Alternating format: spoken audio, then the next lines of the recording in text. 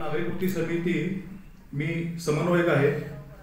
सातारा, सांगली, कोल्हापूर आणि बेळगाव या 4 जिल्ह्याला भेडसावणारा जो प्रश्न आहे पुराचा, त्या पुरावरती कोयना धरणापासून ते आलमट्टीपर्यंत आमच्या समितीने या ठिकाणी अभ्यास केलेला आहे। त्या अभ्यासाच्या माध्यमातून आम्ही प्रशासनाला वेळोवेळी सांगण्याचा प्रयत्न करतो की पूर आपण टाळू शकतो, परंतु प्रशासन गंभीरतेने हा विषय घेत नसल्यामुळे 2005 पासून सातत्याने हा 4था ते 5वा पूर आलेला आहे।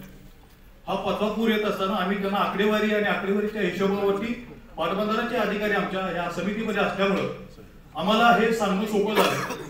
समितीने वेळोवेळी या ठिकाणी प्रशासनाला सांगण्याचा प्रयत्न केला की 15 दिवस आधी आम्ही सांगितलं होतं की पूर येणार आहे, 15 दिवसानंतर त्याची काळजी घ्या, त्यासाठी लागणारी उपाययोजना करा। उपाययोजना सुचवणारी समिती जर असेल आणि शासन जर ऐकत नसेल तर त्या बाबतीत काय करायचं एवढं तुम्ही आम्हाला सांगा। या वेळेला सुद्धा पूर जो आला तो 13 दिवस 40.7 म्हणजे इशारा पातळीवरती टिकून राहिला। याचं कारण काय होतं तर कोयना धरणातून केलेलं पाण्याचं परिचालन आहे ते व्यवस्थित एकात्मिक पद्धतीने जर केलं म्हणजे त्याच वेळेला राधानगरी असेल, खाली चांदोली असेल, ह्या धरणाचे जे पाण्याची विसर्ग चालू असतो त्यावेळेला एकात्मिक पद्धतीने जर पाण्याचा पुरवठा व्यवस्थित जर केला तर पुराची झळ आपल्या सांगली कोल्हापूर लोकांना बसत नाही। विशेष करून कोल्हापूर मधला शिरोळ तालुका हा 90% भाग पाण्याखाली जातो, शेतकरी उद्ध्वस्त होतो। हातातोंडाला आलेलं पीक हे उद्ध्वस्त होण्याचा जरा पर्याय नाही त्याच्याकडे, परंतु आमच्याकडे उपाययोजना असून शासनाला आम्ही वेळोवेळी सांगण्याचा प्रयत्न करतोय। शासनानं काय केलेलं आहे की आता भीमा स्थिरीकरण असेल किंवा अनेक नवीन प्रकल्प या ठिकाणी आणलेल्या मराठवाड्याला पाणी नेण्याचा 3200 कोटीचा फसवणुकीचा भाग या ठिकाणी घातलेला आहे।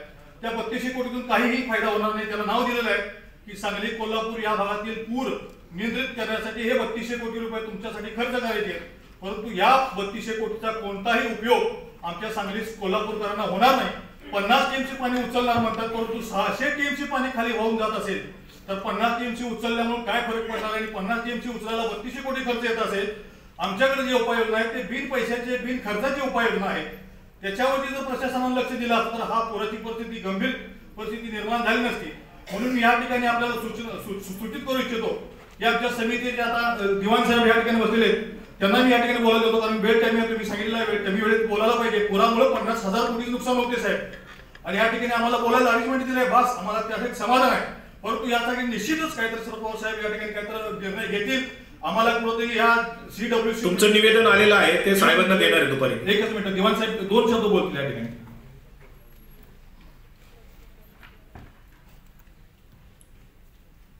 2005 पासून तुमचं नाव सर? माझे विजयकुमार दिवाण, निवृत्त अभियंता, जल अभ्यासक, सांगली, कृष्णा महापूर समिती।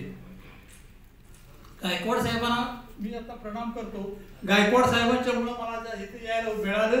गायकवाड साहेबांनी इथे यायला उद्युक्त केलं ना आम्ही आलो।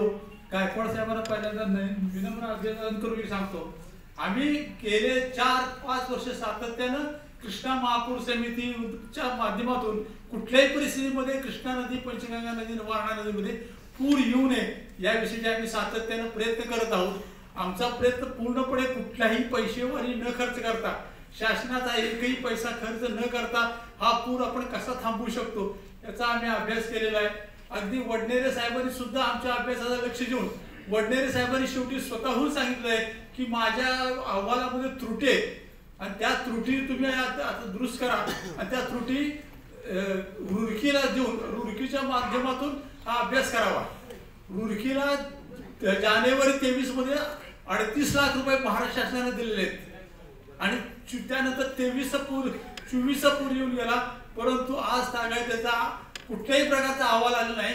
दरवर्षी नवीन समिती आली की पूर आला की समिती नेमायची, त्या समितीचा अहवाल घ्यायचा, तो ठप्प करून टाकायचा। ही शासनाची आता उद्देश आहे। आमचं म्हणणं असं आहे की आमची समिती सातत्याने 4 वर्ष काम करते। कृपया माननीय सुप्रिया सुळे साहेब यांना सांगून आम्हाला केंद्रीय जल आयोगाच्या अधिकाऱ्याकडे आमच्या समितीचं म्हणणं मांडायला वेळ द्यावा। तसंच सांगली, सातारा, कोल्हापूर आणि ह्या 3 जिल्ह्यासाठी एक समिती पूर नियंत्रणासाठी निर्माण करावी की ज्या पूर समितीच्या माध्यमातून सांगलीचे, कोल्हापूरचे आणि सातारचे NGO त्यात घेऊन एक कृष्णा महापूर समितीच्या माध्यमातून अधिक महाराष्ट्र शासनाचे इरिगेशन डिपार्टमेंट, केंद्रीय जल आयोग डिपार्टमेंट आणि तुमचं महसूल खात्याचं ते घेऊन एक समिती निर्माण करा. साहेब आपलं सविस्तर तुमचा अहवाल तुम्ही दिलेलाच आहे. तो सविस्तर अहवाल आपण साहेबांना देणारच आहे. तुमचं ते खूप डिटेल तुम्ही